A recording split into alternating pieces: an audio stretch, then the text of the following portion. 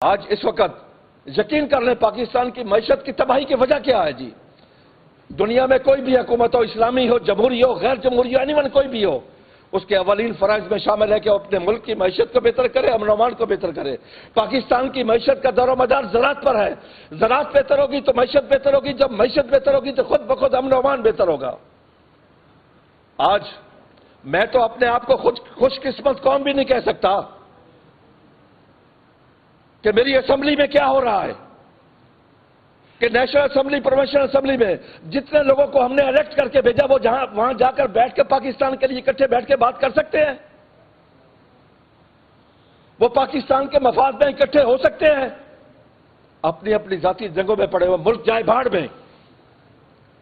اس وقت جتنے اسمبلی کے اجلاس ہو سن لیں، کسی ایک میں پاکستان کے لیے بات نہیں ہوئی۔ ہماری عدالتوں میں بھی کوئی پاکستان کے لیے بات نہیں ہو رہی، کوئی عام آدمی کے لیے ریلیف نہیں مل رہا۔ کیا ہم نے ان کو کم مراد دی ہوئی ہے؟ کیا ایک ہائی کورٹ کا جج جب ریٹائر ہوتا ہے تب بھی اس کو 10 لاکھ روپے مہینہ ملتا ہے، ایک گاڑی ملتی ہے، ڈرائیور ملتا ہے، 2000 یونٹ ملتے ہیں، سوئی گیس کے یونٹ ملتے ہیں، اس کو ٹیلی فون ملتا ہے۔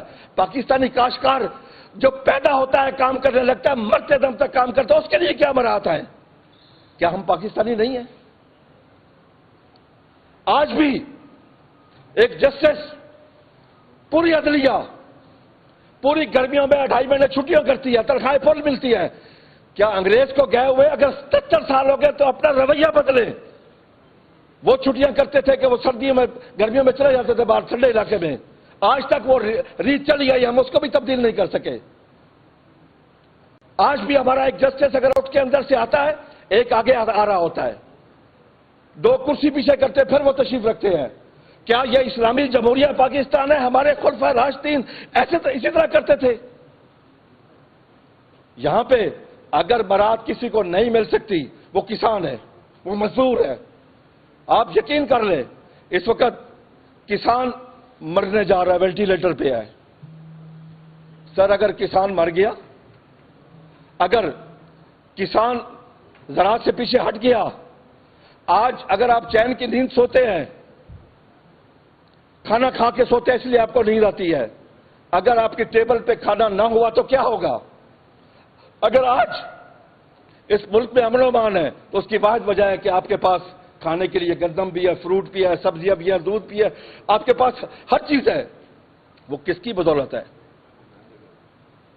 اللہ تبارک و تعالیٰ کا دیا ہوا یہ رزق اس زمین کا سینہ چیر کے اللہ کی مخلوق تک یہ کسان پہنچاتا ہے۔ کسان تو نائب خدا ہے، کسان سے بڑا محب وطن بھی کوئی نہیں ہے، کیونکہ وہ اپنی زمین کا ٹکڑا اٹھا کے کسی دوسرے ملک میں منتقل نہیں کر سکتا۔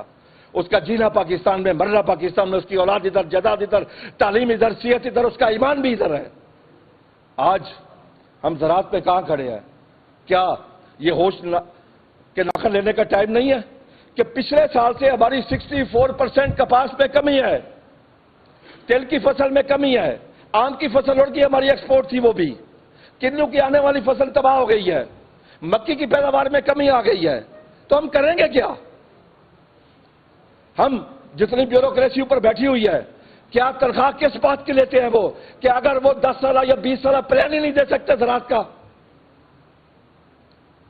ہر بات پہ حکومت تو کرتے ہیں، ہر بات اپنی منواتے ہیں، ہر فیصلہ اپنا کرتے ہیں، حالانکہ وہ لوگ ٹیکنیکل بھی نہیں ہیں۔